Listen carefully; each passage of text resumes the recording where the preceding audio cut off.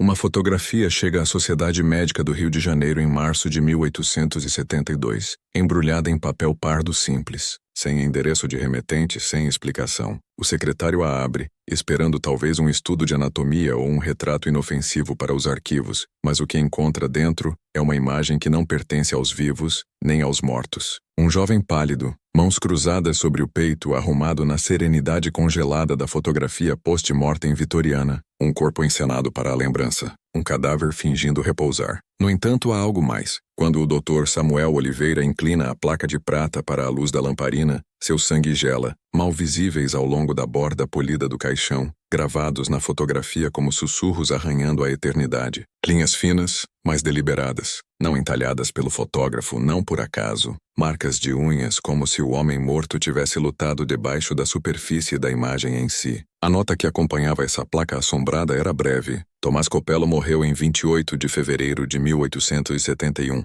em Vila do Moinho, Minas Gerais. Que Deus perdoe o que eu fiz. E abaixo dessas palavras, a assinatura trêmula de um homem que a sociedade não ouvia há 6 longos meses. Dr. Frederico Copello, um médico outrora respeitado, agora desaparecido sem explicação. Sua clínica abandonada, sua reputação evaporada em rumores. O que restava eram apenas sussurros de experimentos estranhos e a mancha escura da morte misteriosa de seu irmão. Se você acha que isso é apenas mais uma triste história de infortúnio vitoriano, já está enganado. Isso não é simplesmente sobre doença ou luto. O que você está prestes a ouvir é sobre poder, segredo e corrupção que se esconde atrás da máscara da ciência e da medicina. Isso é sobre um homem que, ao tentar curar seu irmão, pode ter descoberto algo muito pior que a morte em si, e no processo revelou quão frágil é a linha entre vida, sepultamento e o abismo. Vila do Moinho, Minas Gerais, fevereiro de 1871. Uma cidade suspensa entre 2 mundos, a velha ordem puritana de suas casas de madeira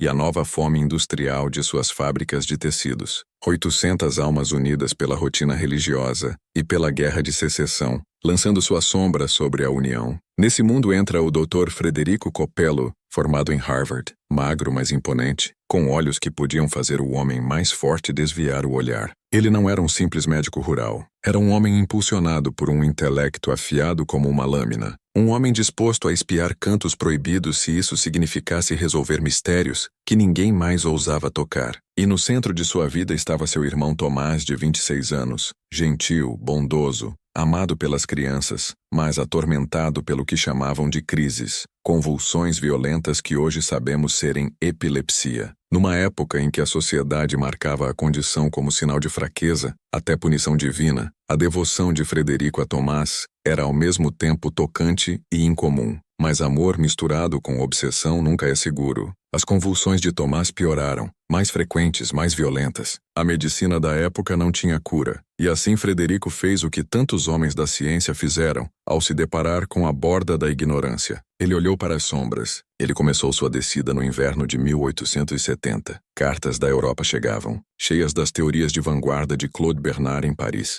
Experimentos com alcaloides vegetais e seus efeitos no sistema nervoso. Belladonna, cicuta, fungo do centeio, venenos disfarçados de remédios. Frederico transformou o porão de sua casa na Rua das Olarias em um laboratório escondido, lâmpadas a óleo piscando sobre frascos de vidro e balanças. Para seus vizinhos, ele ainda era o charmoso médico jovem. Mas atrás de portas trancadas ele estava se tornando outra coisa. Um alquimista do sistema nervoso. Um homem pronto para apostar a vida de seu irmão contra o desconhecido. E em fevereiro de 1871, Tomás não era mais apenas um paciente. Ele era um sujeito, um experimento, um recipiente para a obsessão de Frederico. Quando as crises se tornaram insuportáveis, Frederico misturou um composto mais forte que qualquer outro antes. Extratos de belladonna mortal, cicuta e um fungo sussurrado desde os julgamentos de bruxas em Salem, ergot, o veneno que enlouquece os homens com visões. Ele o administrou não com cuidado, não com cautela, mas em uma inundação desesperada. As convulsões de Tomás pararam, mas também sua respiração. Seu pulso enfraqueceu, seu corpo endureceu, sua pele empalideceu. Aos olhos de Frederico ele estava morto, e no entanto não estava, não de verdade. Aqui é onde entra a corrupção das instituições. Não apenas nas ações de Frederico, mas no que a sociedade permite que homens como ele ocultem. Em Vila do Moinho, a reputação era uma armadura. Um diploma de Harvard e um jaleco branco podiam desculpar qualquer horror se envolto na linguagem da medicina. Ninguém questionou quando Frederico declarou que seu irmão havia finalmente sucumbido à epilepsia. Ninguém perguntou quando ele insistiu em um enterro rápido. E quando o reverendo Alves sugeriu uma fotografia post-mortem, a mão de Frederico tremeu, mas ele não pôde recusar. Uma lente foi baixada sobre o corpo imóvel de Tomás. O obturador clicou, e em algum lugar trancado dentro daquele caixão, talvez o último grito de Tomás tenha sido preservado, não em som, mas em arranhões. O que isso significa para você agora? Significa que os sistemas em que você confia, os médicos, os ministros, os oficiais, sempre souberam como usar o silêncio como arma.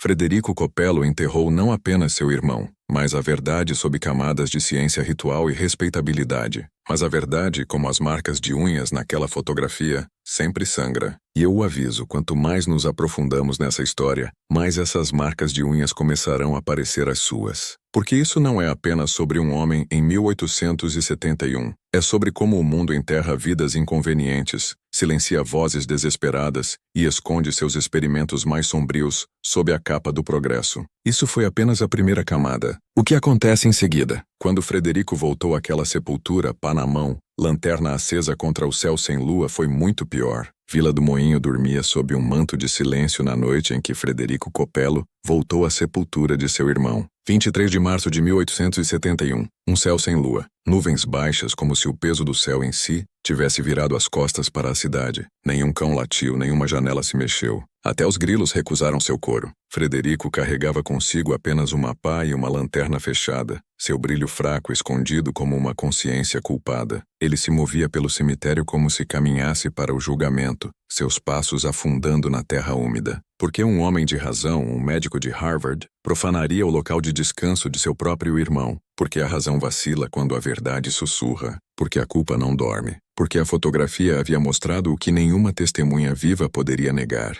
Arranhões dentro do caixão. Marcas de unhas como um homem lutando por ar no breu final. Frederico disse a si mesmo que precisava de prova, mas na verdade ele já sabia. Levou horas para alcançar o caixão. Terra grudava em suas mãos. Seus pulmões ardiam. Seus braços tremiam. Quando sua pá atingiu madeira, o som foi como um trovão no silêncio anunciando seu crime para um mundo que se recusava a olhar. Com os dedos nus ele limpou a terra restante até que a tampa do caixão brilhasse pálida, no brilho da lanterna. Tábuas de pinho já inchadas pela umidade. Ele hesitou então, sua respiração vindo em golfadas irregulares. Abrir esse caixão era destruir a ilusão que ele havia construído. A ilusão de que Tomás havia morrido pacificamente. A ilusão de que a medicina havia falhado naturalmente, não de forma monstruosa. Mas as mãos trêmulas de Frederico ergueram a alavanca mesmo assim. A tampa rangeu ao abrir. A luz da lanterna derramou-se na escuridão. E ali finalmente estava a verdade. Tomás jazia exatamente como havia sido enterrado.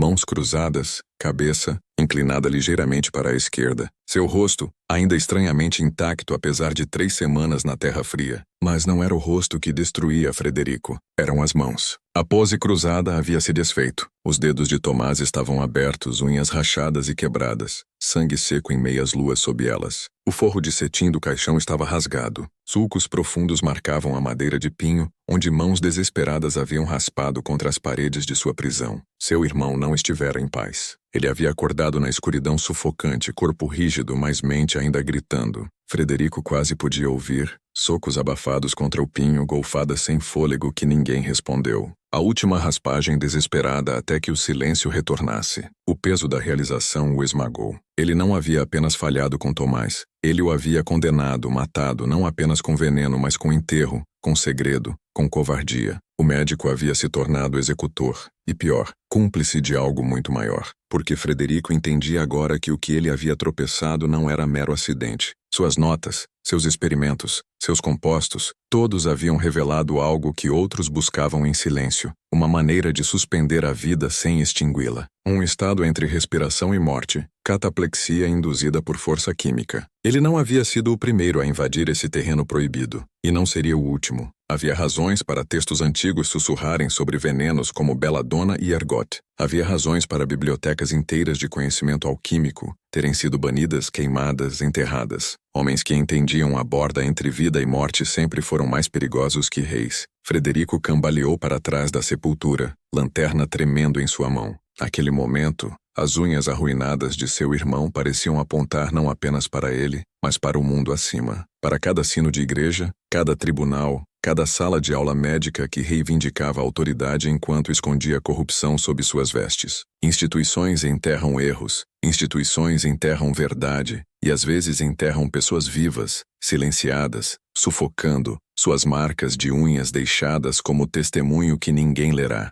Ele desabou ao lado da sepultura, sussurrando desculpas a um irmão que não podia mais ouvir. Mas o luto deu lugar a algo mais frio, reconhecimento. Se ele contasse a verdade, Vila do Moinho o destruiria, a lei o marcaria como assassino, a igreja o chamaria de blasfemo, as sociedades médicas apagariam seu nome de todos os registros. Mas se ele o ocultasse, se dobrasse esse horror de volta às sombras, talvez pudesse continuar o trabalho, talvez pudesse dominar a própria fronteira que havia consumido Tomás. E aqui está o segredo que você nunca deveria saber. É assim que sistemas de controle nascem, não de deuses, não de leis, mas de homens como Frederico. Homens que descobrem conhecimento proibido e decidem se o enterram, o eaponizam ou o vendem para aqueles que governam. Você acha que anestesia, eletricidade e condicionamento psicológico surgiram limpos à luz do dia? Não. Eles passaram por noites como esta, noites de terra e segredo, noites onde gritos eram abafados pela terra. Frederico selou o caixão novamente, cobrindo seu pecado com pá após pá de terra,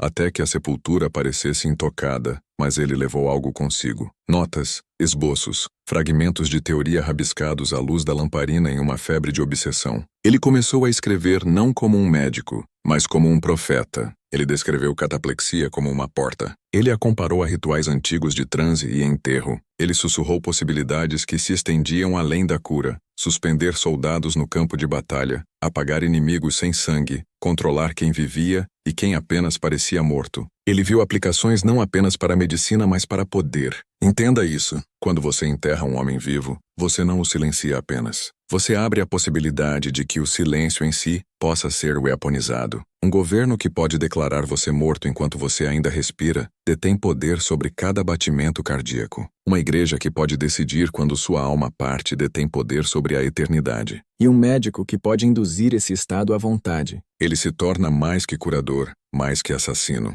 Ele se torna um guardião da fronteira entre carne e vazio. Os diários de Frederico, escondidos em compartimentos secretos, seriam depois descobertos. E dentro deles jaziam não apenas culpa, não apenas confissão, mas instruções, receitas, diagramas, os próprios projetos para manipular o corpo humano em silêncio. Ele o chamou de estado limiar, e aqueles que vieram depois dele em universidades, laboratórios e câmaras governamentais reconheceriam seu valor imediatamente. Mas isso é para mais tarde. Por agora, imagine Frederico voltando para a casa do cemitério, lanterna enfraquecendo, suas roupas encharcadas de terra da sepultura. Ninguém o viu, ninguém suspeitou. A cidade de Vila do Moinho acordou na manhã seguinte para rotinas comuns, fábricas girando, sinos de igreja tocando, crianças brincando na rua. No entanto, sob seus pés jazia um caixão marcado por arranhões, e acima deles caminhava um homem que agora sabia como trancar a vida em si dentro de uma caixa. Isso não era o fim da tragédia dos Copello,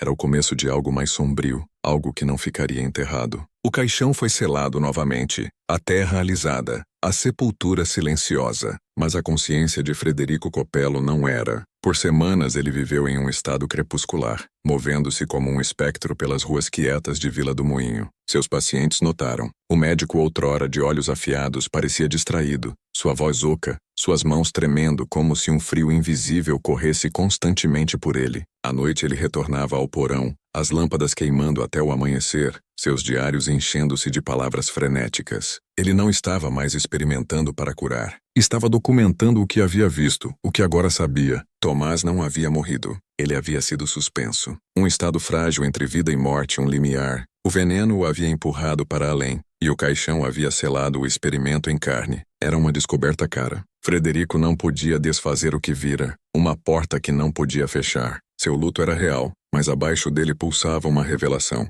Se a morte podia ser adiada, se um homem podia ser trancado em silêncio sem perder a vida inteiramente, então as regras do mundo não eram fixas. Elas podiam ser reescritas. Ele começou a nomeá-lo em seus diários o estado limiar. Sua caligrafia mudava, nítida, depois irregular, depois espalhada, como se escrita no aperto de uma febre. Ele descrevia o pulso lento, os membros rígidos, a pele pálida. Ele desenhava esboços de pulmões colapsando em superficialidades, corações batendo uma vez a cada poucos segundos, pupilas congeladas mas não cegas. Ele notava como o corpo resistia à decomposição, como o rosto de Tomás havia permanecido quase vivo mesmo semanas depois. Sua mente se voltava para as implicações. E se soldados no campo de batalha pudessem ser suspensos até o tratamento chegar? E se criminosos pudessem ser colocados em silêncio, não em prisão? E se governos pudessem apagar dissidentes sem a mancha de sangue? E é aqui que você deve entender. Homens como Frederico não trabalham em isolamento por muito tempo.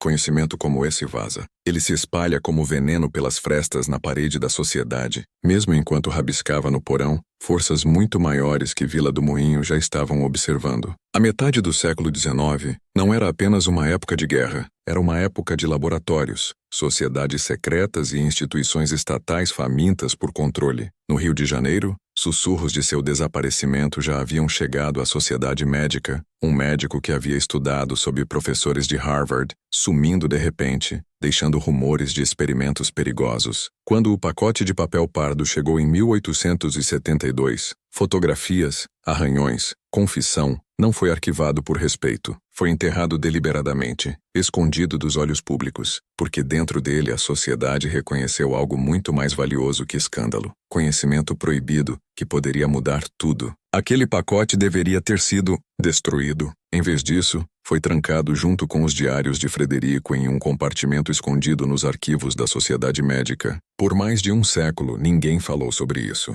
Gerações de médicos e oficiais caminharam por aqueles salões de mármore, passando pelas gavetas seladas que continham a luta final de Tomás Copello. Por quê? Porque instituições entendem poder e entendem que o controle da vida e da morte, quem respira, quem é enterrado, quem é silenciado, é o poder mais perigoso de todos. Quando a reforma de 1973 abriu o compartimento, operários esperavam poeira e livros de contabilidade descartados. O que encontraram foi diferente. Diários encadernados em couro, sua tinta ainda legível. Cartas, correspondências com médicos estrangeiros, algumas marcadas com símbolos criptográficos de sociedades europeias, e fotografias, não uma, mas dezenas. Rostos pálidos em caixões, cada imagem carregando os mesmos arranhões fracos. Esses não eram acidentes, eram tentativas, provas de que Frederico não estava sozinho em sua busca. Pense nisso. Em 1871, um médico rural pode ter sido o rosto da tragédia, mas atrás dele havia uma rede. Homens trocando conhecimento através de oceanos, experimentando não para salvar, mas para dominar.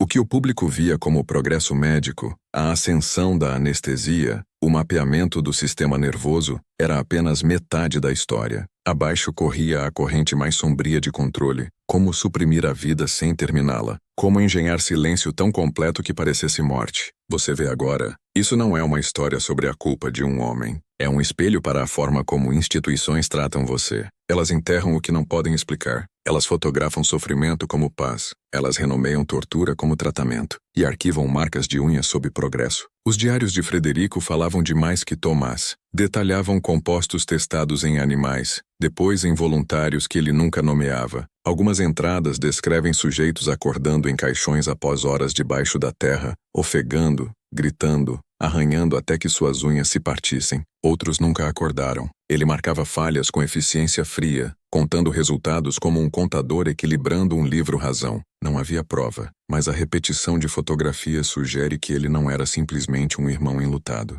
Ele estava aperfeiçoando uma fórmula, e a sociedade médica não queimou seu trabalho. Eles o preservaram. Pergunte-se por quê. Por que uma instituição manteria registros de um homem, enterrando seu irmão vivo a menos que visse nisso algo útil? Por que não o expor como um monstro, apagá-lo como uma vergonha? Porque a heresia nunca é aleatória. Conhecimento tão perigoso nunca é jogado fora. É escondido, catalogado, protegido para aqueles considerados dignos de usá-lo. Em 1973, quando aqueles arquivos ressurgiram, não foram tornados públicos. Foram discretamente reclassificados, colocados em coleções seladas acessíveis apenas a acadêmicos sêniores, consultores militares e oficiais governamentais. O público foi informado de nada. Enquanto isso, sussurros de suspensão cataplética, estados limiares e silêncio controlado começaram a rastejar para pesquisas classificadas. Nos anos 1970, programas em guerra psicológica e experimentação química traziam semelhanças estranhas com as notas cruas de Frederico.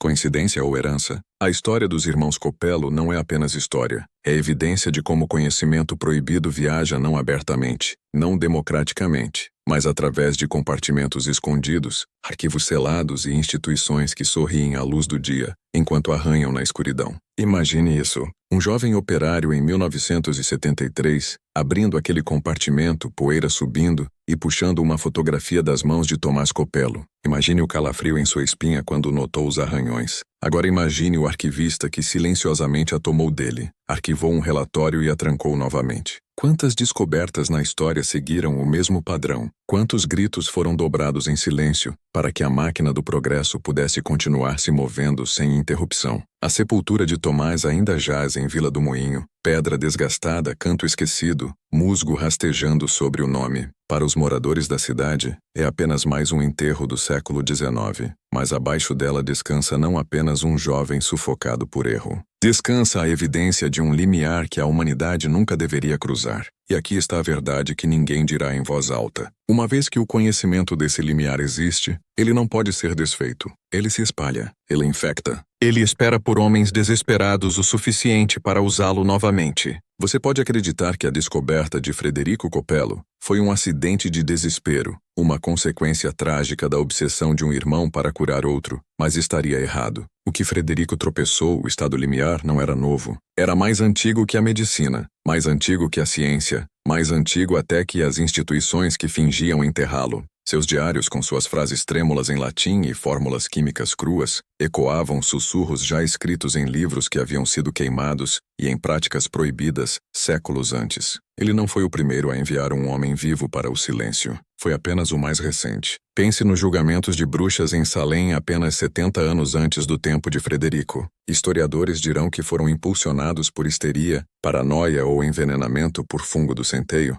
mas escondidos nos testemunhos enterrados nas transcrições, há descrições específicas demais para serem coincidência. Garotas colapsando em transes rígidos, olhos fixos mas não vendo, corpos pálidos e respiração superficial. Aldeões os descreviam como possuídos, mas o que estavam testemunhando era muito mais próximo de cataplexia induzida. Em alguns casos, os acusados eram ditos terem sido enterrados e retornado. Eram mentiras ou ecos dos mesmos limiares químicos que Frederico redescobriria depois. Vá mais longe para a Europa medieval. Monges sussurravam de alquimistas que preparavam tinturas que podiam roubar o coração de um homem sem pará-lo. Os ingredientes liam como as notas de Frederico. Belladonna, cicuta, raiz de mandrágora. Registros de julgamentos inquisitoriais descrevem vítimas encontradas em caixões com unhas ensanguentadas, acusadas de serem revenants, cadáveres vivos. A igreja chamava de bruxaria. Mas e se fosse experimento? E se os hereges condenados à fogueira não estivessem simplesmente desafiando doutrina, mas invadindo o mesmo território que Frederico entrou com seu irmão? Ainda mais antigos são os ritos de enterro vivo como ritual. Nos altos desertos da Ásia Central, tribos praticavam o que os estudiosos agora sanitizam como oráculos. Um xamã administraria ervas a um iniciado escolhido, desacelerando seu corpo até que parecesse morto. Ele seria enterrado em uma sepultura rasa por uma noite ou 3 ou 7. Se ele arranhasse seu caminho de volta à superfície, renascia como um homem de visão, alguém que havia cruzado a borda da morte e retornado com poder. Os arranhões no caixão de Tomás Coppelo não são uma anomalia. São uma marca que corre como uma cicatriz pela história humana, repetida sempre que o poder é testado. Esse é o segredo. Frederico não inventou nada. Ele redescobriu o que havia sido proibido, mas nunca esquecido. E note o padrão toda vez que emerge. Instituições correm para enterrá-lo novamente. Em Salem, chamaram de bruxaria e enviaram inocentes à forca. Na Europa medieval, chamaram de heresia e alimentaram alquimistas às chamas. Na América de Frederico, chamaram de morte trágica por epilepsia, encenaram uma fotografia pacífica e baixaram um caixão na terra. Não é apenas sobre silenciar a vítima, é sobre silenciar o conhecimento. Porque o conhecimento de como suspender a vida e enterrar a verdade não pode ser permitido pertencer aos muitos. Deve ser escondido para os poucos. Você acha que isso é paranoia? Olhe com cuidado para a obsessão vitoriana com fotografia post-mortem. Famílias acreditavam estar preservando a última imagem pacífica de seus entes queridos. Mas e se algumas daquelas fotografias, aqueles rostos imóveis não fossem morte de todo? E se fossem registros do estado limiar, preservados por homens como Frederico, homens que sabiam como fazer os vivos parecerem mortos? Os arranhões são o único testemunho que os sujeitos podiam deixar, e a maioria desses arranhões era cortada dos quadros finais ou borrada sob flores e mãos cruzadas. Como conveniente, os diários de Frederico mencionam um livro anterior enviado por um colega na Europa, uma tradução de De Anima Mortis, um manuscrito do século XVI, sussurrado como copiado de fontes árabes mais antigas. Dentro de suas páginas, ele notou receitas quase idênticas às suas: fungo do centeio, belladonna e um sono de silêncio medido, não em minutos, mas em dias. Esse livro foi banido, seus impressores executados, suas cópias apreendidas por decreto real. No entanto, de alguma forma, uma sobreviveu para encontrar seu caminho até as mãos de Frederico. Coincidência? Ou alguém assegurando que esse fio de conhecimento proibido nunca fosse totalmente perdido, apenas passado de uma mão escondida para outra? Aqui está a verdade que você nunca deveria ouvir. Nossa história não é uma história de progresso, mas de supressão. Para cada invenção revelada ao público, 10 são enterradas. Para cada cura celebrada, outra é escondida porque seu poder é perigoso demais para o homem comum segurar. Frederico Copello não agiu sozinho. Ele era um elo em uma corrente que se estende por séculos. Uma corrente daqueles que tocaram a borda da morte, que arranharam o véu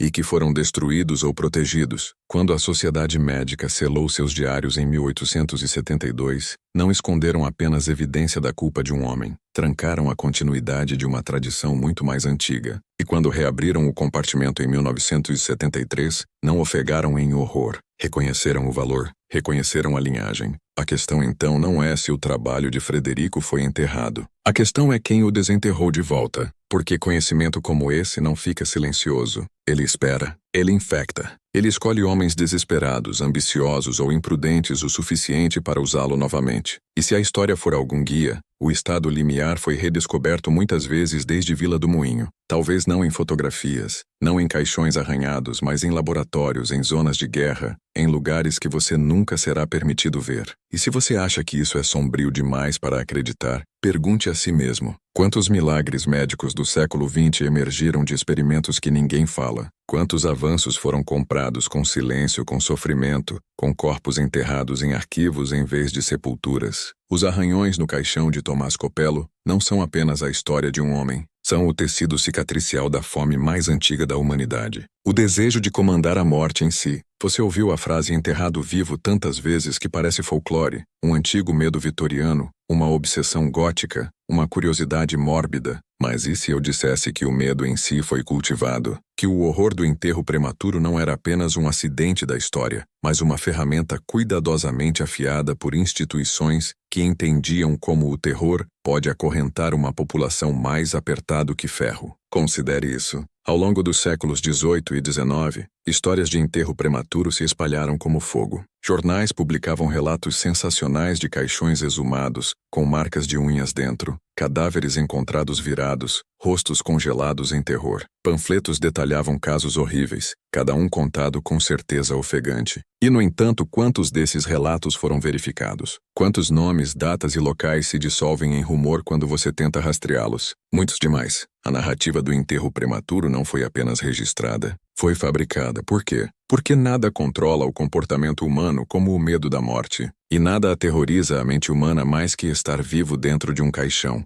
incapaz de se mover, gritando em silêncio que ninguém ouvirá. É a metáfora perfeita para a obediência. Fique quieto ou você sufocará. Lute e você apenas gastará o pouco ar que resta. Instituições entendiam isso. A igreja usava para lembrar congregações dos tormentos do inferno, onde os indignos se contorceriam em sufocação eterna. Governos usavam para ensinar populações que sair das regras poderia deixá-lo enterrado, esquecido, apagado. Até o estabelecimento médico, com sua obsessão crescente por autoridade científica, usava o enterro prematuro como forma de afirmar seu controle. Confie em nós, ou arrisque o pior destino imaginável. No tempo de Frederico Copello, esse medo estava no auge. Indústrias inteiras surgiram ao redor dele. Caixões de segurança eram anunciados em jornais, equipados com sinos, bandeiras, tubos de respiração, até telégrafos rudimentares. Empresas enriqueceram vendendo esses engenhos para famílias aterrorizadas. A imagem de uma mão desesperadamente tocando um sino debaixo da terra tornou-se parte da imaginação cultural. Esses caixões funcionavam?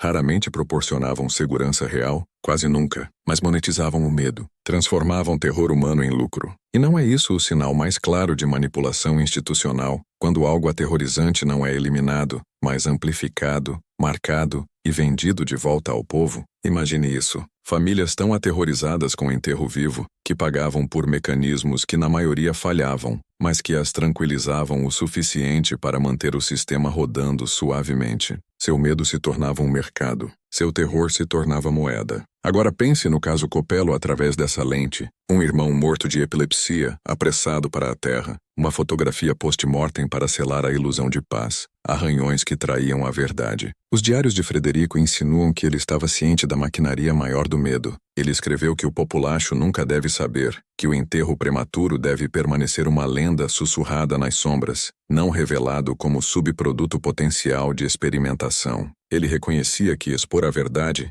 de que a medicina em si estava criando esses caixões de silêncio, destruiria a confiança pública. E assim, em vez de revelação, instituições dobraram. Elas encorajavam o medo enquanto ocultavam a mão que o tornava real. Pergunte-se, o que é mais poderoso que uma sociedade aterrorizada com a morte? Uma sociedade aterrorizada em acordar em seu próprio caixão. A metáfora sozinha era suficiente para comandar obediência. Cidadãos olhavam para seus médicos, padres e oficiais com desespero, implorando para serem poupados desse destino. E nesse desespero, tornavam-se maleáveis, submetiam-se, entregavam sua agência em troca de falsas garantias. Mas aqui está a reviravolta sinistra. O medo era justificado. Os arranhões no caixão de Tomás Copello, os sulcos na madeira, as fotografias preservadas em arquivos escondidos. Eles provam que o enterro prematuro não era simplesmente um rumor exagerado. Era real. Acontecia, não uma, não duas vezes, mas o suficiente para gerar um padrão através de séculos e continentes. Real o suficiente para assustar. Real o suficiente para silenciar. Real o suficiente para controlar. Imagine viver em Vila do Moinho em 1871. Você ouve sussurros de um jovem que morreu pacificamente de epilepsia. Você atende ao funeral. Ouviu as palavras do ministro. Confia na autoridade do médico. E em seu coração sente alívio. Pelo menos não foi você. Pelo menos não foi você o baixado para a terra. O que você não sabe é que os arranhões no caixão poderiam facilmente ter sido seus. Que a fronteira entre paz e terror é mais fina que a tampa de pinho sobre uma sepultura. Esse é o tipo de medo que corrói uma comunidade por dentro. Esse é o tipo de medo que instituições cultivam deliberadamente, porque torna as pessoas mais fáceis de pastorear, mais fáceis de explorar. É por isso que o enterro prematuro se tornou uma obsessão cultural no século XIX. Nunca foi apenas sobre morte, era sobre controle. A história de Tomás Copello é uma instância em uma teia de manipulação que se estende por décadas. Caixões de segurança, fotografia post-mortem, a ascensão do embalsamamento, comercializados como proteção contra o risco de revival. Cada passo no processo transformava medo em lucro, obediência e silêncio. E aqui é onde você deve enfrentar a verdade. A manipulação nunca terminou, ela apenas evoluiu. Os caixões de segurança do século XIX são as apólices de seguro de hoje. Farmacêuticos, sistemas de segurança. Produtos que prosperam não porque eliminam risco, mas porque vendem a ilusão de segurança. Instituições não precisam mais enterrar pessoas vivas para controlá-las. Elas enterram sua mente no medo, convencendo você de que apenas seus serviços, sua autoridade podem salvá-lo. Olhe novamente para os arranhões de Tomás. São mais que marcas físicas. São símbolos. Símbolos de todo ser humano preso sob sistemas que os silenciam, sufocam, reduzem suas lutas a gritos abafados no escuro. Seu arranhar é o seu arranhar. Seu silêncio é o seu silêncio. E se você ainda duvida da escala dessa manipulação, espere até ver o que aconteceu quando os diários de Frederico foram redescobertos. Porque aqueles no poder não recuaram em horror, reconheceram oportunidade, reconheceram utilidade e começaram a refinar o estado limiar em algo muito mais perigoso, uma arma de guerra psicológica. Quando Frederico Copello arranhou o caixão de seu irmão e olhou para o cetim rasgado, pensou ter descoberto um horror pessoal, um erro, um pecado, mas a história provaria o contrário. O que ele havia tropeçado era a própria borda do poder, o controle da vida sem morte, silêncio sem finalidade. E sempre que tal conhecimento aparece, governos circulam como abutres. Os diários que Frederico deixou para trás não desapareceram quando selados nos arquivos da Sociedade Médica do Rio de Janeiro. Foram preservados, copiados, sussurrados, e quando o compartimento foi aberto em 1973, o timing não foi acidente. O mundo já estava preso nas garras da paranoia da Guerra Fria. Ambas as superpotências obcecadas com guerra psicológica, armas nucleares podem ter dominado manchetes, mas nas câmaras escondidas de agências de inteligência, a questão era sempre: como controlamos o próprio ser humano?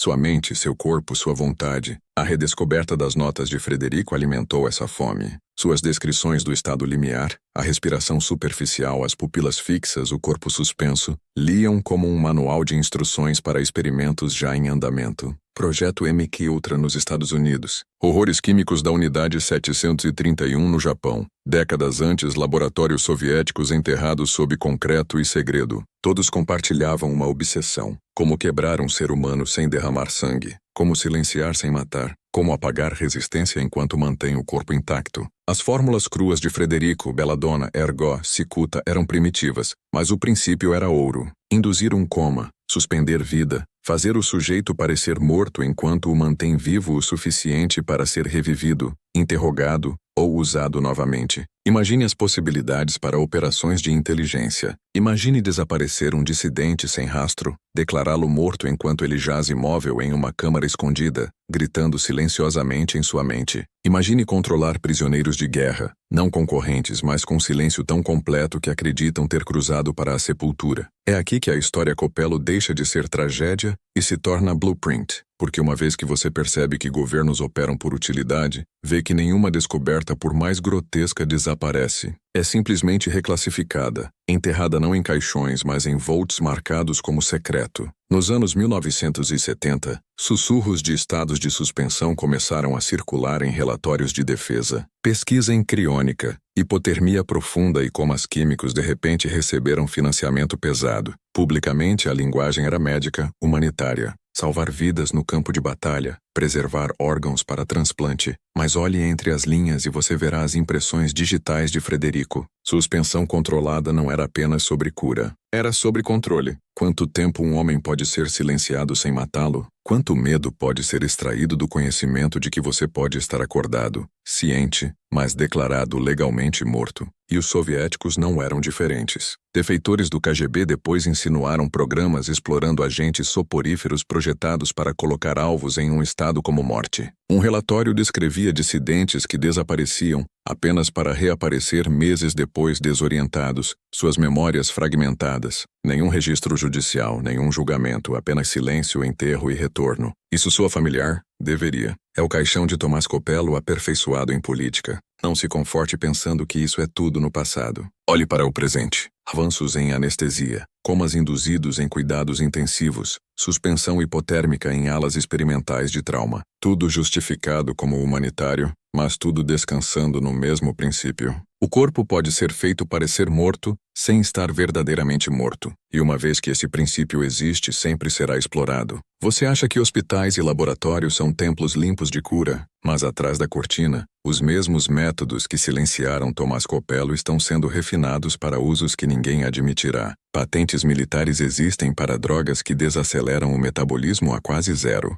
A DARPA financia abertamente pesquisa em tecnologias de hibernação para soldados. Você acha que esses programas existem apenas para salvar? Ou entende que toda tecnologia tem duas faces? Uma para misericórdia, uma para domínio. Os diários de Frederico não são simplesmente relíquias da loucura de um irmão. São a gênese de uma linha de pesquisa que nunca morreu, apenas mutou. Sua descoberta foi uma semente plantada em segredo, regada por instituições, e crescida em uma árvore cujos galhos se estendem para toda a guerra, toda a agência de inteligência, todo o hospital onde experimentos vão não reportados. Os arranhões no caixão de Tomás são as raízes. Os frutos pendem acima de você agora em arquivos classificados, em laboratórios sem marca, em técnicas sussurradas em sites negros onde nomes desaparecem de registros. E aqui é onde você deve pausar porque esse conhecimento não é seguro. Essa é a parte da descida onde você deve decidir se está disposto a ver quão profundo vai. Porque uma vez que você reconhece que o Estado aprendeu a silenciar sem matar, começa a ver suas impressões digitais em todos os lugares. Dissidentes políticos que desaparecem apenas para reaparecer mudados. Prisioneiros que cometem suicídio em celas onde nenhuma corda deveria existir. Vítimas que morrem sob cuidados médicos com sintomas que nenhum médico pode explicar. Você realmente acredita que coincidência explica tudo? Ou entende que está olhando para a forma aperfeiçoada do que começou em Vila do Moinho, em 1871? Frederico acreditava ter se amaldiçoado quando enterrou Tomás vivo. Mas a verdadeira maldição é nossa. Por herdar sua descoberta, por refiná-la, por escondê-la atrás de eufemismos como progresso. O que ele desenterrou naquele caixão não foi apenas o sofrimento de seu irmão. Foi o blueprint para uma sociedade onde silêncio é a arma definitiva. Se governos weaponizaram o estado limiar em segredo, a religião já havia dominado seu simbolismo séculos antes. E a medicina, a suposta ponte entre ciência e salvação, tornou-se cúmplice voluntária. Essa trindade de controle, igreja, Estado, medicina, sempre soube que o medo é a coleira mais eficiente e nada encarna o medo mais que o caixão do qual você não pode escapar. Considere o ritual de enterro em si. A igreja insiste que é santo,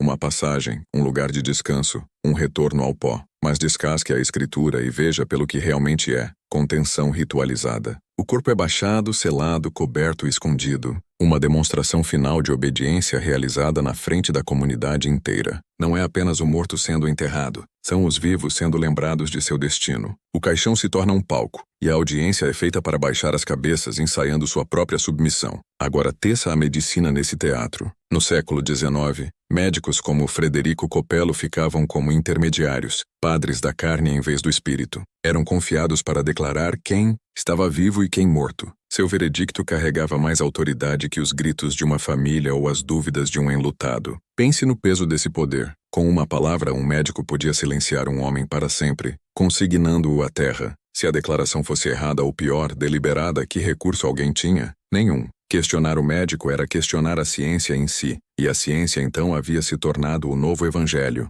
Você vê na armadilha ainda? Religião prometia paz eterna, governo prometia ordem e medicina prometia certeza. Mas juntos conspiravam para apagar dúvidas, silenciar perguntas. Treinavam a população a aceitar enterro como final, inquestionável, sagrado. Mesmo quando arranhões apareciam dentro de caixões, mesmo quando rumores de enterros prematuros se espalhavam como fogo, o povo era dito, confie no sistema. E, no entanto, abaixo desse sistema, a verdade arranhava a tampa. Na Europa, cemitérios inteiros eram exumados durante expansões urbanas, e trabalhadores relatavam caixões marcados com marcas desesperadas. Clero as dispensava como distorções da decomposição. Médicos as chamavam de superstições. Governos selavam os relatórios. Por quê? Porque admitir a verdade de que as instituições em si estavam enterrando os vivos colapsaria a ilusão de confiança. Melhor dizer ao povo que não tinham nada a temer. Melhor marcar dúvida como ignorância. Melhor deixar o silêncio servir como veredicto final. Frederico Copello entendia isso de sua própria forma distorcida. Quando encenou a morte de seu irmão como uma passagem pacífica, não estava apenas se protegendo. Estava performando o ritual de silêncio esperado dele. Sabia que a comunidade queria tranquilidade, não verdade. E assim deu a eles o que todas as instituições dão. Uma performance, flores, um sermão, uma fotografia, um enterro. Os arranhões escondidos sob a terra onde ninguém olharia. Mas aqui está a revelação mais sombria. Os arranhões não eram destinados aos moradores de Vila do Moinho. Eram destinados a você, a qualquer um que ouse olhar além da performance, além do ritual. São o testemunho daqueles que resistiram. E uma vez que você os vê, não pode retornar à ignorância. Não pode se ajoelhar no banco da igreja, saudar a bandeira ou sentar no consultório do médico com a mesma confiança cega novamente. Você sempre ouvirá os gritos abafados sob os hinos e promessas. Entenda isso. O estado limiar não é apenas químico, é psicológico. Viver em uma sociedade que diz o que temer, quando falar e quando permanecer silencioso, isso também é uma forma de enterro. aceitar narrativas que não pode questionar, obedecer rituais que não pode resistir, é respirar superficialmente em seu próprio caixão. Você pode estar vivo, mas não é livre. Você está suspenso. Você está no limiar. Pense em como instituições ainda usam isso hoje. Quantos de seus medos são naturais e quantos são roteirizados? Medo de perder o emprego. Medo de falar contra a autoridade errada. Medo de questionar medicina quando suas respostas contradizem seus olhos. Medo da morte em si, o eaponizado para mantê-lo trabalhando, pagando, obedecendo. Todo sistema depende desse medo. Sem ele, as correntes dissolvem. Com ele, você arranha e arranha, mas nunca escapa. O irmão de Frederico, Tomás, foi enterrado em silêncio, mas sua luta expôs a maquinaria que ainda o cerca. Religião o enterrará pela eternidade, prometendo salvação se obedecer. Governo o enterrará em burocracia, assegurando que sua voz não suba mais alto que um sussurro. Medicina o enterrará em diagnóstico, insistindo que você é um sujeito, não uma alma. E se resistir, dirão ao mundo que você já está morto. É por isso que a história de Tomás Copello é conhecimento perigoso, porque uma vez que você vê o caixão, não como uma caixa na terra, mas como um sistema ao seu redor, começa a despertar, começa a testar a tampa, começa a perceber que o silêncio nunca foi sua escolha, foi imposto. E talvez seja por isso que as instituições lutaram tanto para esconder essa história. Por que os diários de Frederico foram selados? Por que as fotografias desapareceram em arquivos? Por que os arranhões foram explicados? Porque se o povo algum dia percebesse quão frequentemente foram enterrados vivos, não apenas em caixões, mas em sistemas, eles poderiam se erguer, poderiam arranhar seu caminho de volta à superfície. E isso é a única coisa que instituições não podem permitir. Então, da próxima vez que você atenda a um funeral, da próxima vez que veja um jaleco branco ou um púlpito ou uma bandeira, lembre-se de que não é apenas o morto sendo enterrado, é você ensaiando obediência. O caixão é um palco, a terra é o silêncio, e o ritual é mais antigo do que você pensa. Em 1973, o prédio da Sociedade Médica do Rio de Janeiro estava passando por reformas. Trabalhadores abriram paredes seladas desde o século XIX, esperando nada mais que poeira e livros de contabilidade obsoletos. Em vez disso, descobriram um compartimento forrado com cedro e chumbo, perfeitamente seco apesar de um século de invernos brasileiros. Dentro havia pacotes embrulhados em oleado. Os trabalhadores brincaram sobre encontrar tesouro de pirata. O que encontraram era mais sombrio: diários encadernados em couro rachado, cartas desbotadas da Europa, fórmulas químicas rabiscadas nas margens, e fotografias, dezenas delas. Jovens homens e mulheres em caixões, olhos fechados, mãos cruzadas sobre os peitos, flores cuidadosamente arrumadas. Mas se olhasse mais de perto via arranhões ao longo das paredes do caixão, forro rasgado, unhas quebradas, os mesmos sinais reveladores que haviam assombrado Frederico Copello após o enterro de seu irmão.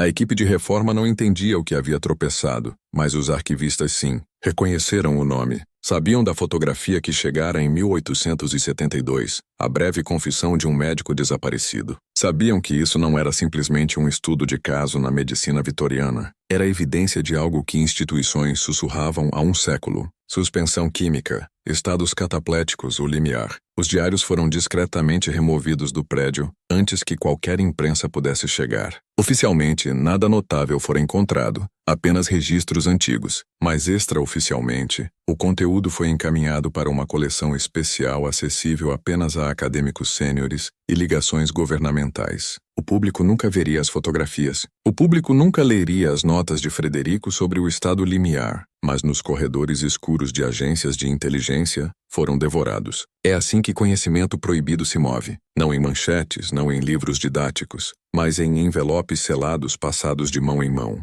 Em meados dos anos 1960, a CIA estava profunda no MK-Ultra, hipnose, alucinógenos, privação sensorial, reprogramação comportamental, todas tentativas de quebrar e refazer a mente humana. As notas de Frederico se encaixavam perfeitamente nesse panorama. Eram prova de que um médico do século XIX já descobrira um estado de morte viva, prova de que podia ser induzido com nada mais que plantas e vontade, prova de que silêncio podia ser engenhado. Um memorando de 1974, depois vazado, mas nunca verificado, referenciava a documentação arquivada de testes iniciais de estado de suspensão, 1871 a 1872. Notava que técnicas descritas ali poderiam suplementar pesquisa farmacológica atual. O memo não mencionava Copello pelo nome. Não precisava. Dentro de Langley, todos trabalhando nesse canto do projeto sabiam o que documentação arquivada significava. Inteligência soviética sabia também. Defeitores nos anos 1970 sussurravam de salas de sono, onde prisioneiros eram tornados imóveis e mudos, legalmente mortos, mas biologicamente vivos. Jornais ocidentais dispensavam esses relatos como paranoia da Guerra Fria, mas os arranhões no caixão de Tomás Copello não eram paranoia, eram prova. E prova tem um jeito de viajar através de fronteiras, não importa quantas trancas você ponha em um cofre. Não é coincidência que durante os anos exatos em que os diários de Frederico ressurgiram, financiamento para hipotermia terapêutica e animação suspensa disparou. Publicamente, era para astronautas, para vítimas de trauma, para transplante de órgãos. Privadamente era para controle. Quanto tempo um humano pode ser silenciado sem morrer? Quanto de memória pode ser apagado sob crepúsculo químico? Como quebrar um dissidente tão completamente que, mesmo se ele arranhar de volta à superfície, ninguém acreditará em seus gritos? Nos anos 1980, o estado limiar tinha um novo vocabulário. Indução de coma profundo, neurosuspensão, silêncio semântico estendido, palavras clínicas para uma prática antiga,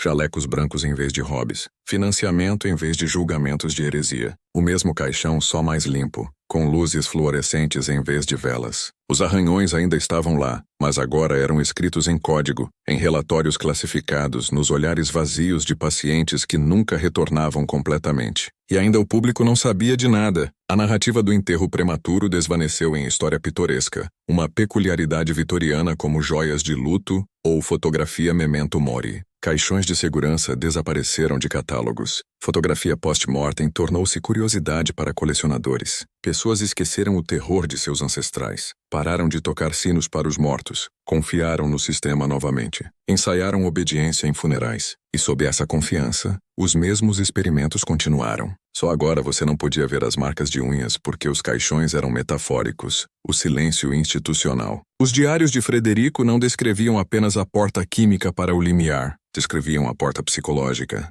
Ele escreveu: um homem que acredita estar morto obedecerá qualquer comando se dito que o trará de volta. Leia isso novamente. Um homem que acredita estar morto obedecerá qualquer comando se dito que o trará de volta. Isso não é medicina. É uma doutrina de controle. É o princípio atrás de todo culto, todo site negro, todo regime que quebra homens sem balas. Você não precisa matar o corpo para enterrar a vontade. Isso é o que os arquivistas em 1973 entenderam. É por isso que não queimaram os diários. É por isso que, em vez disso, os entregaram a homens de terno cujos nomes nunca aparecerão em livros de história. Porque no estado limiar viram uma arma mais poderosa que qualquer arma. A habilidade de silenciar o espírito humano. E aqui está a verdade que você deve confrontar. Toda vez que ouve sobre uma nova tecnologia para salvar vidas, pergunte-se como sua outra face parece. Toda vez que vê uma história de um dissidente que desapareceu, ou um prisioneiro que morreu subitamente, pergunte-se se está olhando para a forma aperfeiçoada do que começou em Vila do Moinho, em 1871.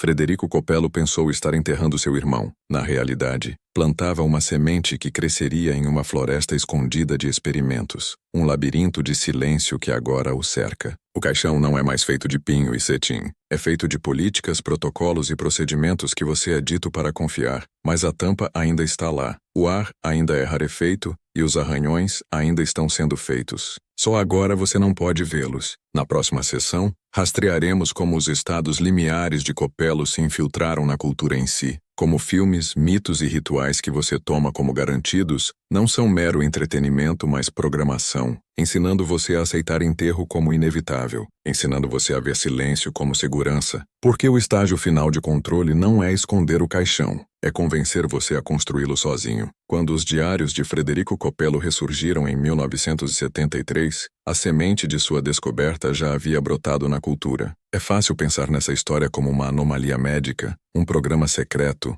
um arquivo negro guardado em um arquivo. Mas olhe ao redor. O caixão está em todos os lugares agora. Não como madeira e pregos, mas como ideia, como história, como entretenimento. Hollywood começou a produzir narrativas de enterrado vivo, quase tão logo a fotografia post-mortem se tornou curiosidade. O Enterro Prematuro, de Edgar Allan Poe, escrito em 1844, lê agora como profecia, espelhando o caso Copello com precisão assustadora. Um homem obcecado com o medo de acordar em sua sepultura, arranhando a tampa, sufocando na escuridão. O conto de Poe se espalhou por revistas, embutindo o medo na imaginação pública décadas antes de Frederico baixar Tomás na terra. Era coincidência ou Poe ecoando sussurros já circulando entre médicos e sociedades secretas? Avance um século. Filmes de Hitchcock, quadrinhos de horror de meados do século, revistas pulp, todos retornaram à imagem do corpo preso, o grito abafado. Enterrado vivo tornou-se um motivo, um thrill, um pesadelo vendido por centavos e depois por milhões em bilheteria. Mas em termos de condicionamento, repetição é programação.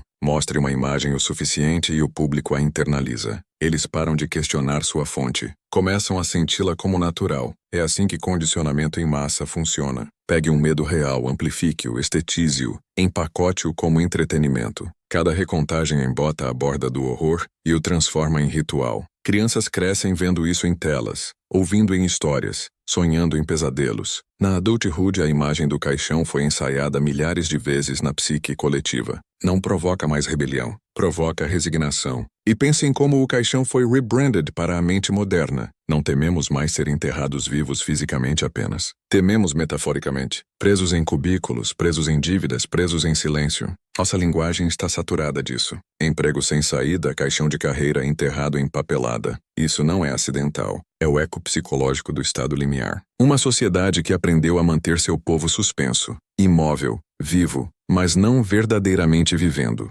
Olhe para a mídia popular mais de perto. O herói é capturado, sedado, entombado de alguma forma. Ele deve arranhar de volta à vida. Mas note que a história sempre resolve com o herói retornando, mais forte, mais obediente a uma nova ordem. Essa é a doutrina escondida. Diz a você, você será enterrado, arranhará, retornará, mas apenas mudado, apenas domado. A narrativa treina você a aceitar sofrimento como iniciação na obediência. Por que você acha que a imagem do caixão aberto aparece em tantos vídeos musicais, campanhas de moda, até anúncios? Não é mais horror. É estético. Modelos reclinando em caixas forradas de veludo, mãos cruzadas como cadáveres, olhos olhando vazios para a câmera, caixões como mobília, caixões como instalações de arte. O símbolo foi normalizado. Sussurra para você. Isso não é punição, é estilo. É onde você pertence. Práticas funerárias em si mudaram de maneiras que espelham programação psicológica. A fotografia post-mortem da era vitoriana ensinava as pessoas a posar seus mortos como se dormindo. Hoje, velórios com caixão aberto e embalsamamento ensinam você a ver morte como exibição polida, um tablô teatral. Você está ensaiando aceitação, está ensaiando silêncio, está ensaiando seu próprio estado limiar. Isso não é conspiração. É como o poder funciona. Os diários de Frederico Copello descreviam a mecânica química do silêncio. A cultura descreve a mecânica psicológica. Juntos formam um sistema completo, corpo e mente. O estado limiar não é apenas uma condição médica, é uma condição narrativa. E quanto mais você consome essas histórias sem questionar, mais fundo afunda nele. Porque você acha que tantos filmes blockbuster glamorizam ressurreição ou renascimento após entombamento? Não é aleatório. É o eco cultural de rituais praticados por xamãs antigos. Enterro vivo como iniciação. Um homem é silenciado, entombado, despido de identidade. Se sobrevive, emerge renascido, leal à ordem que o entombou. O mito ensina a obediência àqueles que controlam o ritual. E agora é ensinado a você em telas brilhantes. É assim que instituições se adaptam. Elas não precisam mais esconder arranhões dentro de caixões. Escondem-nos em roteiros, em direções de palco, em motivos de cultura pop. Transformam terror em espetáculo, espetáculo em ritual, ritual em lucro. Você paga para assistir seu próprio enterro reencenado. Torce pelo herói enquanto ele arranha para fora, acreditando estar testemunhando triunfo, não treinamento. O maior pecado de Frederico pode não ter sido enterrar seu irmão. Pode ter sido escrever o que aprendeu, porque uma vez escrito, o conhecimento vaza, e uma vez vazado, pode ser estetizado, e uma vez estetizado, pode ser vendido, e uma vez vendido, pode ser usado para ensinar populações inteiras a aceitar o caixão não como o horror, mas como destino. Olhe para seus próprios hábitos. Quantas horas por dia você passa imóvel? Olhando para um retângulo brilhante, seu corpo frouxo, sua respiração superficial, sua mente suspensa entre realidade e simulação. Isso é um estado limiar. Você está praticando. Está sendo treinado a aceitá-lo. Está sendo mostrado repetidamente que ser enterrado é normal, que silêncio é segurança, que arranhar a tampa é fútil ou até estiloso. Você não é uma audiência passiva. Você é o sujeito do experimento. A cultura do caixão é o estágio final de controle. Uma vez que você para de vê-lo como controle, uma vez que começa a chamá-lo de entretenimento, o experimento sucedeu. Mas ainda há uma fresta na tampa. Ainda há ar. Você está lendo isso. Está ouvindo. Ainda pode escolher. Os arranhões que Tomás Copello deixou naquele caixão estão alcançando através de um século para você agora, dizendo: não ensaie seu enterro. Não decore seu caixão. Não confunda silêncio com paz. Porque o próximo estágio dessa história, o que foi feito com os arquivos Copello após 1973, não é sobre esconder o caixão mais. É sobre usá-lo como modelo para sistemas tão grandes, tão invisíveis, que você não saberá que está dentro até começar a arranhar. No final do século XX, o estado limiar havia evoluído muito além das misturas cruas de Frederico Copello e diários escondidos. Não era mais sobre caixas de pinho e terra úmida. Era sobre sistemas, massivos, invisíveis sistemas digitais construídos não para suspender o corpo, mas para suspender a mente, para manter populações vivas, respirando, consumindo, mas imóveis em espírito. Um caixão em escala mundial que ninguém reconhece porque ajudaram a construí-lo eles mesmos. Pense no ritual de enterro. Antigamente era físico. Um homem colocado em uma caixa, baixado na terra, silêncio selando ao redor dele. Agora é comportamental. Você se coloca em um cubículo, uma tela, uma linha do tempo. Baixa a cabeça. Aceita o fluxo de informação gotejando como ar através de um tubo de respiração. Você está vivo, mas está entombado. Os arranhões que você deixa são invisíveis. Cliques, comentários, buscas, e como as marcas de unhas de Tomás Copello. São registrados, arquivados, analisados por instituições que estudam quanto tempo você pode sobreviver em silêncio. O diário de Frederico falava de um homem que acredita estar morto, obedecerá qualquer comando se dito que o trará de volta. Olhe para a arquitetura da internet. Você é dito siga esses passos para acordar. Compre esse curso. Leia esse artigo. Vote assim. Consuma esse produto. É prometida a ressurreição do caixão de sua própria insatisfação.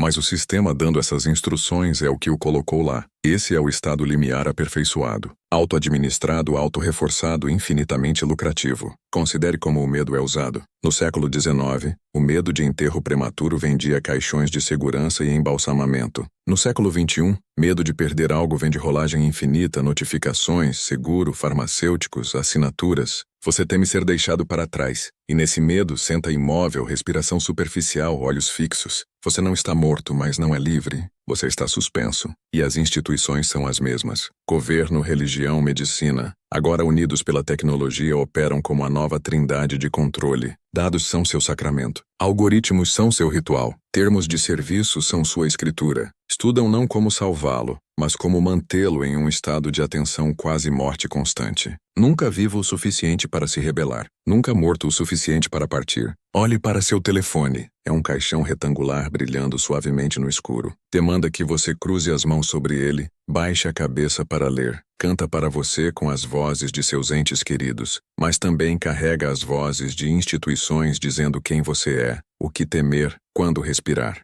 Você acha que é livre porque pode deslizar, mas um caixão com janela ainda é um caixão. É assim que o estado limiar amadureceu após 1973. Agências de inteligência estudaram as notas de Frederico e perceberam que suspensão química era apenas metade do poder. A outra metade era suspensão narrativa, a habilidade de manter uma população inteira em meia-vida, treinada por histórias, presa por rituais, obediente àqueles que controlam a ilusão de ressurreição. Elas não precisam drogá-lo em cataplexia mais. Podem simplesmente mostrar o caixão até que você construa um em sua própria mente. Por que você acha que todo salto tecnológico é anunciado como mudador de vida, libertador, despertador? Porque as pessoas que projetam esses sistemas conhecem a fórmula. Induza o estado limiar. Então ofereça um produto de acordar como salvação. Sabem que um homem que se sente enterrado pagará qualquer coisa pela promessa de ressurreição. Frederico escreveu em seu diário 160 anos atrás. O Vale do Silício escreveu em seu modelo de negócios. Isso não é ficção científica, é a evolução quieta de uma doutrina. Nos anos 1870, um único médico enterrou seu irmão vivo em uma pequena cidade mineira. Nos anos 1970, agências de inteligência abriram seus diários e os dobraram em projetos negros. Nos anos 2000, a doutrina escalou. Um caixão digital global onde bilhões voluntariamente se deitam, mãos cruzadas sobre dispositivos brilhantes, respiração superficial, olhos fixos. Você não precisa ser pregado. Ficará lá voluntariamente. E se acha que isso é exagerado, teste. Desligue seus dispositivos por 24 horas. Saia do caixão. Sinta como o ar tem gosto diferente. Note o pânico em seu peito. O impulso de retornar. Esse pânico não é natural. É condicionamento. É o estado limiar psicológico. Uma população treinada a confundir silêncio com morte, atividade com vida, medo com segurança. Os arranhões que Tomás Copello deixou dentro de seu caixão eram súplicas por ar. Seus arranhões são pontos de dados, consultas de busca, hashtags, comentários frenéticos. São arquivados tão cuidadosamente quanto os dele, estudados pelas mesmas tipos de instituições para o mesmo propósito: medir quanto tempo você ficará enterrado antes de arranhar. Mas aqui está a fresta na tampa. Você está ouvindo essa história. Está reconhecendo o padrão. Pode sentir a madeira sob suas unhas. Pode ver a trindade: governo, religião, medicina, tecnologia, pelo que é. O mesmo ritual repetido com novos adereços. Uma vez nomeado, você não está mais adormecido. E isso é o que instituições mais temem. Não rebelião, mas consciência. Frederico Copello pensou ter se amaldiçoado quando enterrou Tomás. Mas sua verdadeira maldição foi essa. Ele escreveu. E porque escreveu, você está lendo agora. Em formas disfarçadas, em histórias codificadas, em rituais escondidos. O estado limiar não é mais um experimento secreto. É um sistema operacional cultural. Mas um sistema operacional pode ser saído. Esse é o momento na descida quando você deve decidir se continuará. Porque a próxima sessão nos levará à camada mais profunda, a escondida sob tudo que você foi dito sobre liberdade, progresso e segurança. A camada onde o caixão não está apenas ao seu redor, mas dentro de você, e onde a única saída é desmantelar o ritual em si. Até agora você seguiu a história Copello através da história, instituições e cultura. Viu o caixão de pinho se tornar um arquivo. O arquivo se tornar um blueprint. O blueprint se tornar um sistema. Mas o caixão final não está em um cemitério ou laboratório secreto. Está dentro de você. É um ritual que você tem performado por anos sem perceber. Baixando-se no silêncio, cruzando as mãos, respirando superficial, esperando permissão para viver. Essa é a genialidade do estado limiar. Não suspende apenas o corpo. Suspende a vontade. Ensina você a aceitar imobilidade como segurança, a confundir paralisia com paz. Você acorda cada dia, rola, trabalha, consome, assente, diz a si mesmo que está vivo, mas raramente testa a tampa. Raramente toma um fôlego tão profundo que abala as paredes. Isso não é acidente, é condicionamento. Frederico Copello tropeçou em uma forma química de fazer o que o mundo aprendeu a fazer psicologicamente. Criar um estado onde o sujeito parece vivo, mas não pode agir. Em seus diários, entre as fórmulas, escreveu confissões que leem como avisos. Um homem pode respirar, mas não viver. Pode falar, mas não agir. Pode abrir os olhos, mas não ver. Ele descrevia Tomás, mas também descrevia você. Olhe para seus rituais diários. Quantos são caixões que você entra voluntariamente? Locais de trabalho onde seu espírito encolhe. Relacionamentos onde sua voz morre na garganta. Telas que o embalam em uma meia-vida de observação. Você diz a si mesmo que está seguro, mas segurança é a canção de ninar. O caixão canta enquanto o ar acaba. Isso não é uma metáfora que estou esticando. É a lógica operacional de controle. Governos, religiões, corporações, tudo o que precisam fazer é ensinar o ritual de enterro. Você fará o resto. Subirá na caixa, cruzará as mãos, pagará suas contas e chamará de viver. Deixará seus próprios arranhões, dados, trabalho, orações, mas nunca quebrará a tampa, porque foi ensinado a nem tentar. É por isso que a história Copello foi escondida. Não porque o pecado de um médico era grotesco demais, mas porque sua descoberta revelava um princípio. Se você pode fazer uma pessoa acreditar que está morta ou indefesa ou sem voz, pode controlá-la completamente.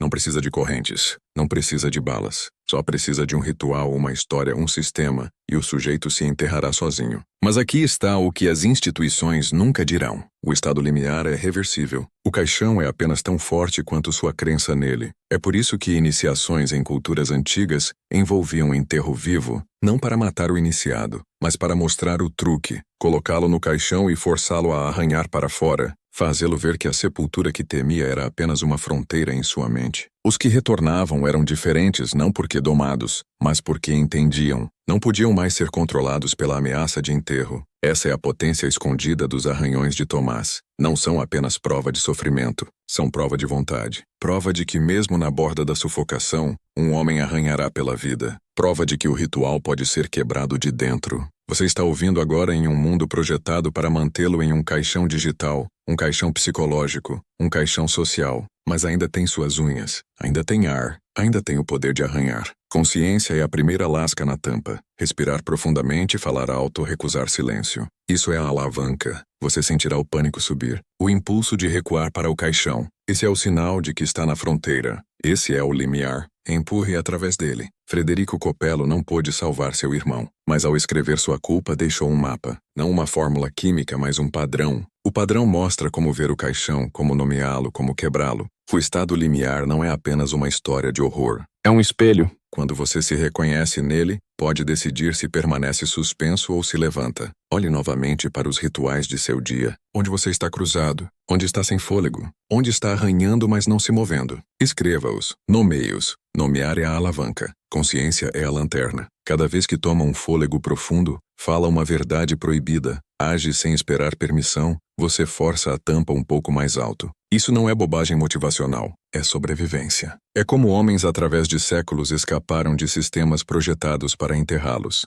Às vezes literalmente, às vezes psicologicamente. É como quebrar o ritual de enterro de dentro. A entrada final de Frederico, borrada de tinta, lia: vi o rosto dos mortos-vivos. Segurei a mão de meu irmão enquanto ele arranhava o escuro. O limiar é real, mas a porta balança nos dois sentidos. Essas palavras nunca foram destinadas a você, mas o alcançaram mesmo assim. Através do tempo, através de arquivos, através do caixão digital em que lê isso agora. E agora é sua vez. Se você tem seguido essa descida, já sentiu a mudança. O caixão não parece tão hermético como antes. O ar tem gosto diferente. Os arranhões parecem escrita. Esse é o momento quando um homem para de ser sujeito e começa a estar acordado. Na sessão final desceremos mais uma vez, não em mais horror, mas na chave que Frederico deixou escondida à vista. O conhecimento perigoso que uma vez ouvido não pode ser desolvido. O conhecimento que liberta um homem do caixão para sempre. Caminhamos através de sepulturas e arquivos, através de fotografias arranhadas por unhas e diários tingidos de desespero. Vimos como o erro de Frederico Coppello se tornou uma arma, como instituições enterraram a verdade sob rituais e sistemas, como a cultura ensaiou o caixão até que você construísse um para si mesmo. Mas há uma última revelação. A porta balança nos dois sentidos. O caixão não é apenas uma armadilha, é também um teste. E dentro dele jaz a chave que instituições nunca quiseram que você visse. A última entrada de Frederico, escrita em uma mão tão frenética que rasgou o papel, confessava mais que culpa. Confessava a descoberta. O limiar é real, mas a porta balança nos dois sentidos. O que ele queria dizer? Queria dizer que as marcas de unhas de Tomás não eram apenas sinais de horror. Eram sinais de resistência, prova de que mesmo silenciado, mesmo sufocado, a vontade de arranhar, de respirar, de recusar enterro não pode ser apagada. O caixão não é apenas prisão, é também um espelho que revela quem aceitará sufocação e quem lutará. Instituições temem isso mais que qualquer coisa. Não temem a morte, morte as serve. Mantém a população obediente. Não temem silêncio, silêncio as serve. Previne rebelião. O que temem é o homem que arranha. O homem que percebe que o caixão sempre foi ilusão, que a tampa pode ser quebrada, que silêncio pode ser estilhaçado. Esse homem não pode ser governado. Esse homem não pode ser enterrado. Pense no que viu nessa descida. Governos transformando o estado limiar em política. Religiões transformando o enterro em ritual. Medicina transformando silêncio em diagnóstico. Tecnologia transformando seus próprios hábitos em um caixão digital. Mas em todo caixão, literal ou metafórico, a mesma verdade permanece. Os arranhões, a resistência, a recusa. Não importa quão perfeitamente a tampa é selada, o espírito humano a marca. Essas marcas são perigosas porque provam que controle nunca é completo. É por isso que os arquivos Coppello foram escondidos. Não pelo que revelavam sobre suspensão, mas pelo que revelavam sobre sobrevivência. Porque se as pessoas entendessem que o caixão pode ser quebrado de dentro, o sistema inteiro colapsaria. Se entendessem que o estado limiar não é final, que silêncio pode ser estilhaçado, parariam de obedecer, parariam de ensaiar seu enterro, parariam de cruzar as mãos e esperar permissão para viver. E aqui é onde se torna pessoal. Você viu seu próprio caixão nessa história. Talvez seja seu emprego, talvez seja seu medo, talvez seja a tela em sua mão. Sentiu o ar ficar rarefeito, as paredes se fecharem, o silêncio pressionar para baixo, e deixou seus arranhões, pequenos atos de resistência, sussurros de verdade, momentos de consciência. A questão é, continuará arranhando em silêncio ou quebrará a tampa? Quebrá-la não é dramático, não é cinematográfico, é aterrorizantemente simples. É falar quando dito para ficar quieto, é se mover quando dito para sentar imóvel, é respirar profundamente quando o mundo diz para superficializar sua respiração. É arranhar o ritual até que a madeira lasque. Essa é a lição que Frederico nunca pretendeu deixar, mas deixou. O limiar não é apenas onde vida é suspensa, é onde vida é decidida. Entenda isso. Todo homem é enterrado vivo pelo menos uma vez. Alguns nunca arranham. Cruzam as mãos, fecham os olhos e deixam a terra cair. Chamam de obediência. Chamam de vida normal. Outros arranham até que suas unhas quebrem, até que o forro rasgue, até que a tampa rache. E esses são os que emergem mudados. Não obedientes, não quebrados, mas acordados. Esse é o verdadeiro conhecimento proibido. Não que instituições o enterrem, não que ciência o suspenda, mas que você pode arranhar para fora, que pode despertar, que pode caminhar através da sepultura e retornar, não domado, mas intocável. O ritual perde seu poder uma vez quebrado. O estado limiar se torna não prisão, mas passagem. Frederico Copello não pôde salvar seu irmão, mas ao escrever, ao confessar, ao selar seu horror em tinta e papel, deixou algo ainda mais perigoso que silêncio. Deixou uma porta, e uma vez que a viu não pode desver, pode apenas decidir se permanece dentro do caixão ou arranha seu caminho de volta ao ar. Agora ouça com cuidado.